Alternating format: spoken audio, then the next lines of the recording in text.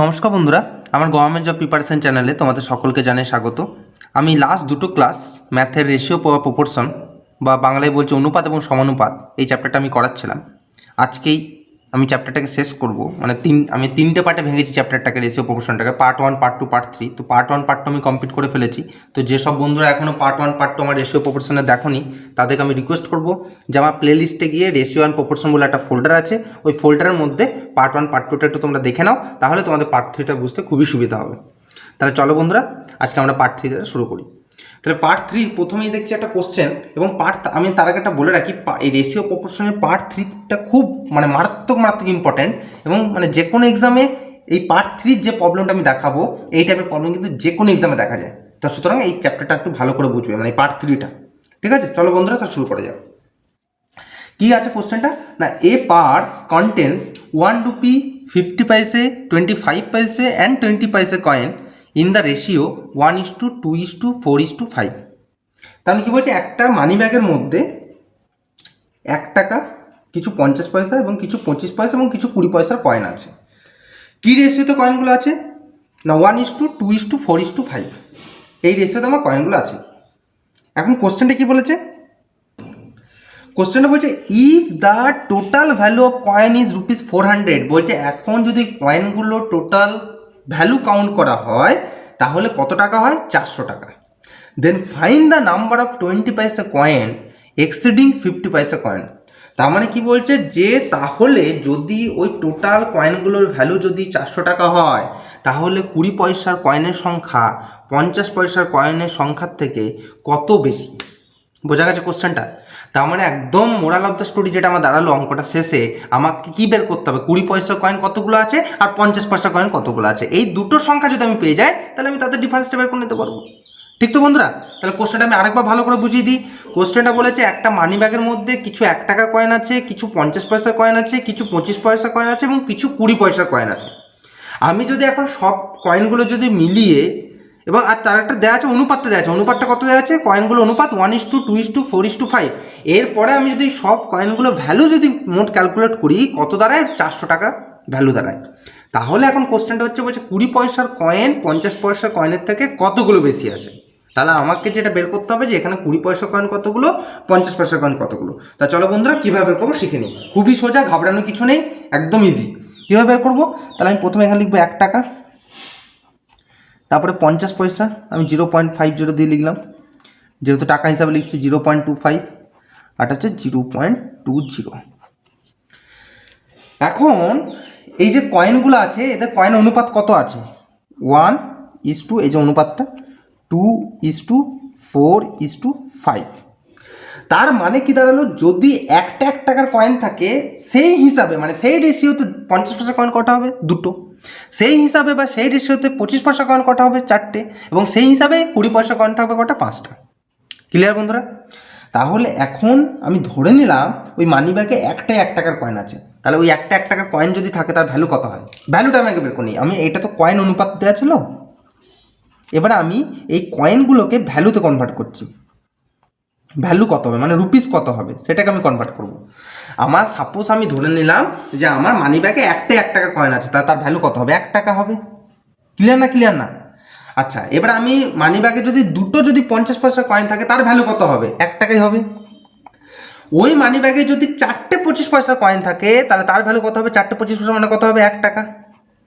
আবার ওই মানি ব্যাগে যদি 5টা 20 পয়সার কয়েন থাকে, তাও ভ্যালু কত হবে? 1 টাকা। তাহলে আমি তাদের ভ্যালুগুলো বের করলাম। এটা বোঝা গেছে? আমার কয়েনটাকে আমি কিসে কনভার্ট করলাম? ভ্যালুতে কনভার্ট করলাম বা রুপিসে কনভার্ট করলাম। কিভাবে? যে আমি যেহেতু ওই মানি ব্যাগে কয়েনগুলো অনুপাত 1:2:4:5, 1 টাকার কয়েন অনুপাত 1 ভাগ, 50 পয়সা হচ্ছে 2 ভাগ, 25 পয়সা হচ্ছে 4 ভাগ, 20 পয়সা হচ্ছে 5 ভাগ। তাহলে আমি এইটা যেহেতু পেয়ে গেছি, আমি ধরে নিলাম মানি ব্যাগে একটা 1 টাকার কয়েন আছে, তাহলে তার ভ্যালু কত হবে? 1 টাকা। দুটো 50 পয়সার কয়েন আছে, তাহলে তার ভ্যালু কত হবে? 1 টাকা। 4টে 25 পয়সা কয়েন আছে, তার ভ্যালু কত হবে? 1 টাকা। 5টা 20 পয়সা কয়েন আছে, তার ভ্যালু কত হবে? 1 টাকা। তাহলে আমি তাদের ভ্যালুগুলো বের করলাম। তাহলে এখন আমার টোটাল ভ্যালু কত বলেছিল? টোটাল ভ্যালু, টোটাল কত টাকা আছে ওই মানি ব্যাগের? টোটাল কত টাকা আছে? 400 টাকা। এটা তো আছে টোটাল মানি ব্যাগের টাকা। টোটাল আমি যদি ভ্যালু হিসাবে যদি এইগুলো কাউন্ট করি, ওই কয়েনগুলোকে, টোটাল কত টাকা পাবো? 400 টাকা। তার মানে 400 টাকার মধ্যে 1 টাকা কত আছে সেটা আমি বের করি। তাহলে আমার 1 টাকা দরকার নেই, আমার আছে 20 পয়সা বের করতে হবে, 50 পয়সা বের করতে হবে। তাহলে আমি 20 পয়সাটাকে বের করি। তাহলে 20 পয়সা কত টাকা আছে সেটা বের করি। আচ্ছা 20 পয়সা কোথায়? এই যে 20 পয়সা, 20 পয়সা ক টাকা আছে? 1 টাকা। টোটাল ক টাকার মধ্যে? 1 2 3 4, তাহলে 20 পয়সা আছে 4 টাকার মধ্যে 1 টাকা, তাই তো? তাহলে এই 400 টাকার মধ্যে কত হবে সেটা বের করি। তা কত হচ্ছে? 100 টাকা। ক্লিয়ার না? ক্লিয়ার না এতটা? বন্ধুরা আগে তোমরা এটা ভালো করে দেখো, এতটা ক্লিয়ার তো? আমি আর একবার রিপিট করছি দরকার হয়। যে আমি ধরে নিলাম আমার ওই পার্সের মধ্যে 1 টাকার কয়েন একটাই আছে, তাহলে টোটাল ভ্যালু কত হবে? 1 টাকা। 50 পয়সা কয়েন আছে দুটো, তাহলে ভ্যালু কত হবে? 1 টাকা। 25 পয়সা কয়েন আছে 4টে, তাহলে ভ্যালু কত হবে? 1 টাকা। 20 পয়সা কয়েন যদি 5টা থাকে তার ভ্যালু কত হবে? 1 টাকা। তাহলে আমি এখন 20 পয়সা কত টাকা পেলাম? 1 টাকা। টোটাল ক টাকার মধ্যে? 1 2 3 4, 4 টাকার মধ্যে 1 টাকা।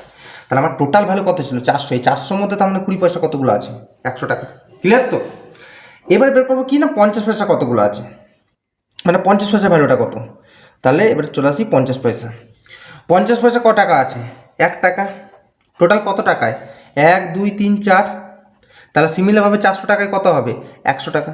তার মানে আমি এটুকু বুঝতে পারলাম যে ওই মানি ব্যাগের মধ্যে 20 পয়সার কয়েন আছে 100 টাকা, এবং ওই মানি ব্যাগের মধ্যে 50 পয়সার কয়েনও আছে 100 টাকা।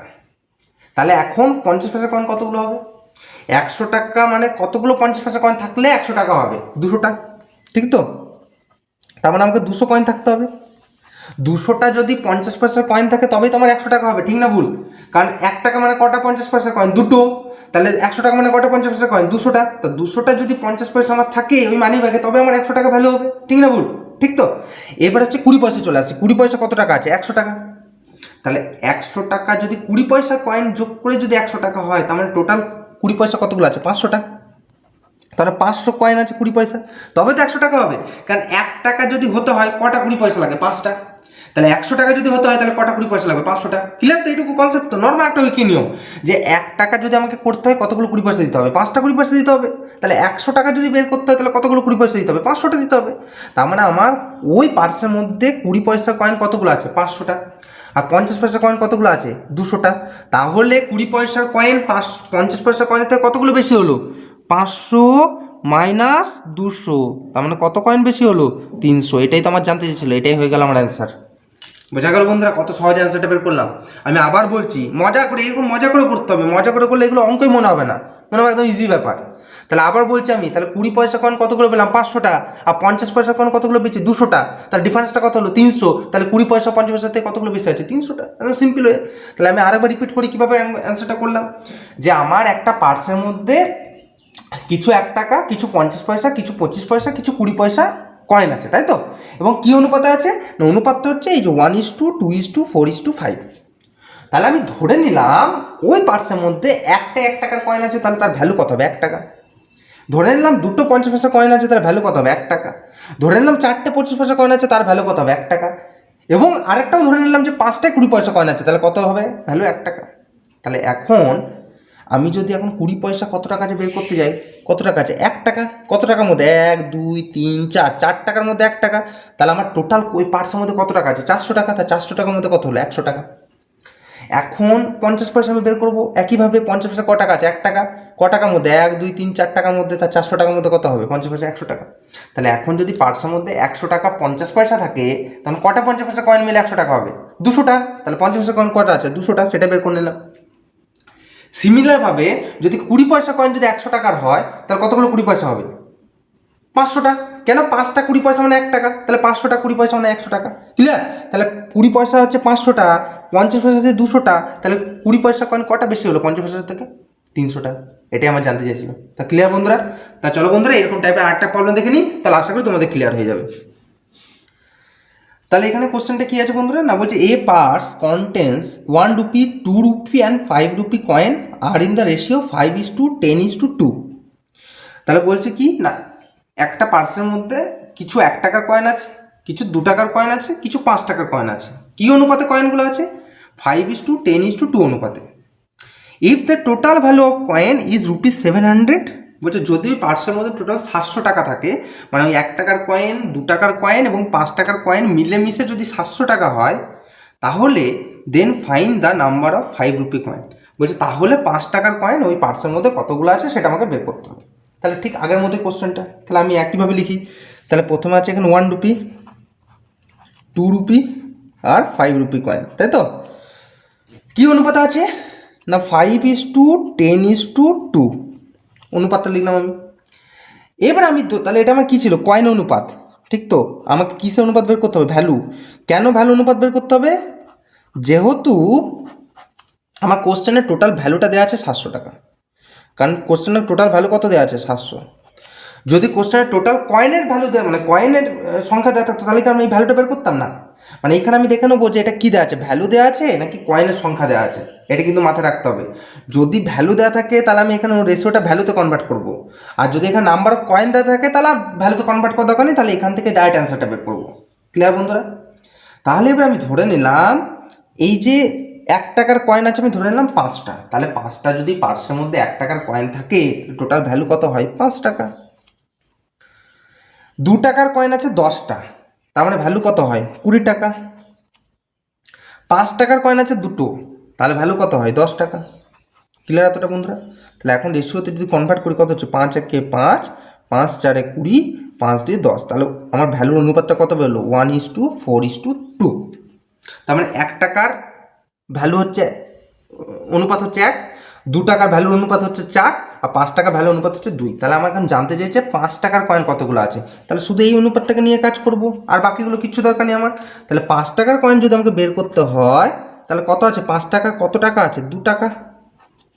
এটা তো ভ্যালু বেরিয়েছে, সব টাকাই বেরিয়েছে। তাহলে 5 টাকা আছে কত, 2 টাকা। টোটাল কত টাকার মধ্যে, 2 আর 4 6 আর 1 7, তাহলে 5 টাকা আছে 7 টাকার মধ্যে 2 টাকা। টোটাল ভ্যালু কত এই পার্সের মধ্যে, 700 টাকা। তাহলে 700 টাকার মধ্যে কত, তাহলে 7 100 700, 102 200।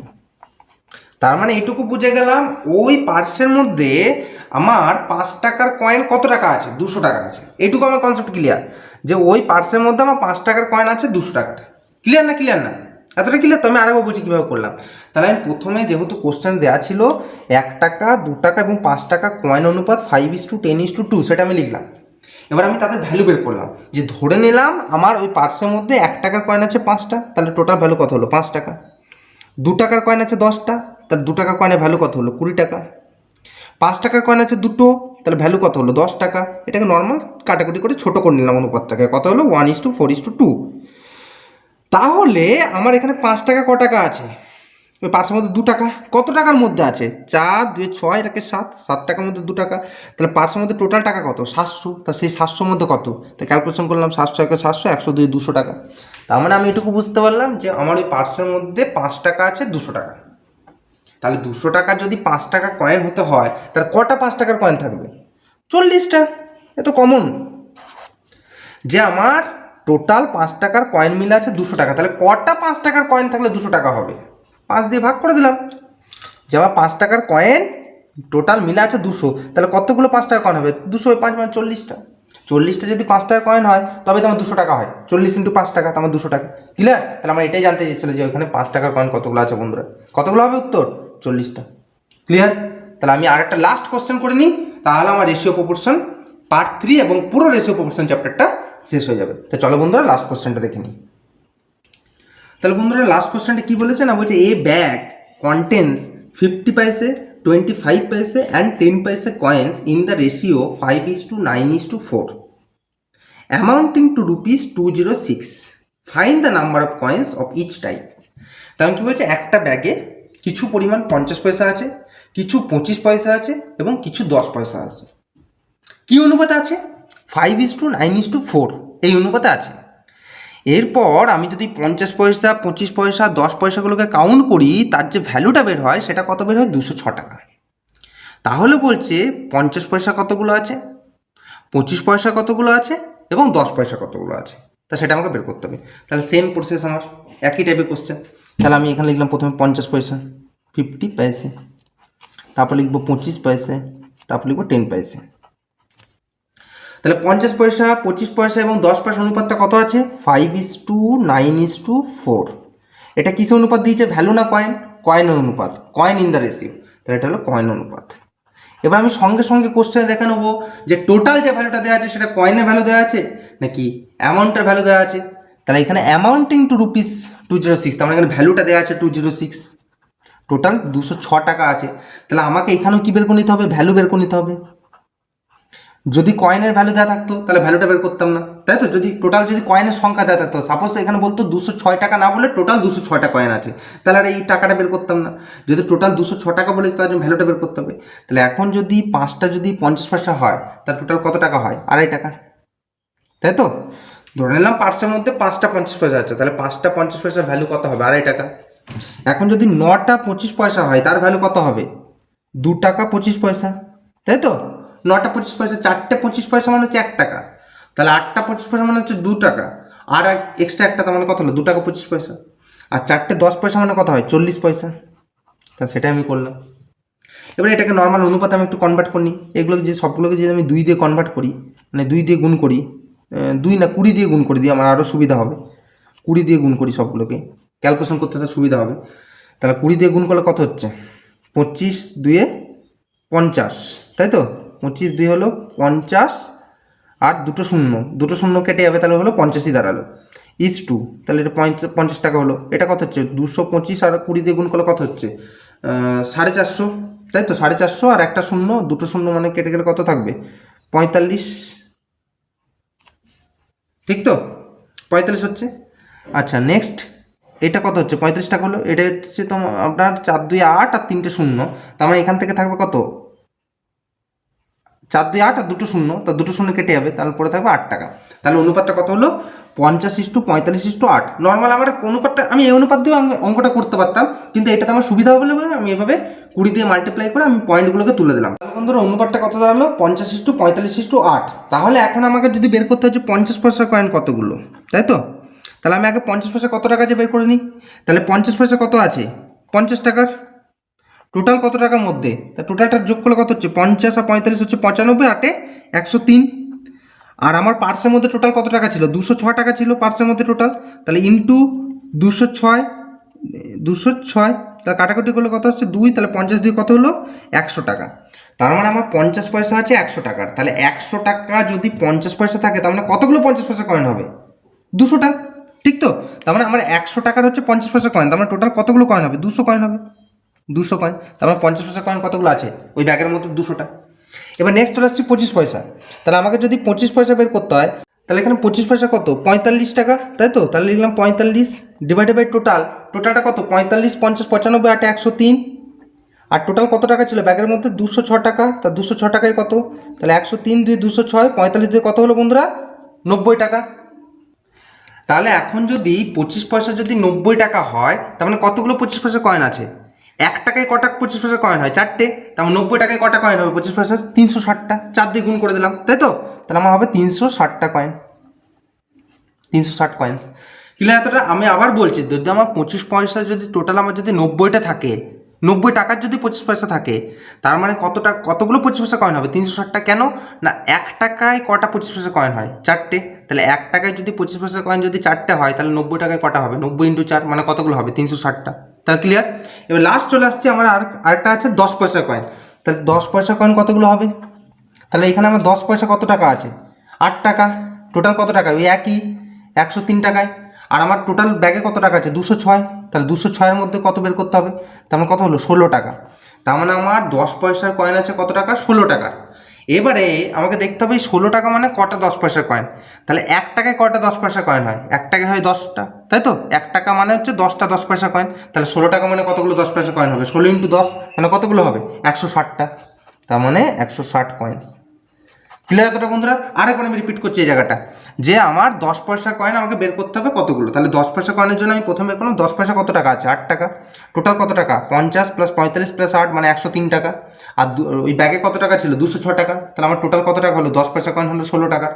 এবারে দেখলাম যে 1 টাকা মানে কতগুলো 10 পয়সা কয়েন, 10টা। তাহলে 16 টাকা মানে কতগুলো 10 পয়সা কয়েন, 16 × 10 মানে কত হলো, 160টা। তাহলে আমার ওই ব্যাগে টোটাল 10 পয়সা কয়েন কতগুলো আছে, 160টা। তা ক্লিয়ার বন্ধুরা। তাহলে আমার এখানে জানতে চাইছিল কি না, কতগুলো 50 পয়সা কয়েন আছে, কতগুলো 25 পয়সা কয়েন আছে, কতগুলো 10 পয়সা কয়েন আছে। তাহলে উত্তরটা কী হলো, 50 পয়সা কয়েন কতগুলো হলো, 200টা। 25 পয়সা কয়েন কতগুলো হলো, 360টা। এবং 10 পয়সা কয়েন কতগুলো হলো, 160টা।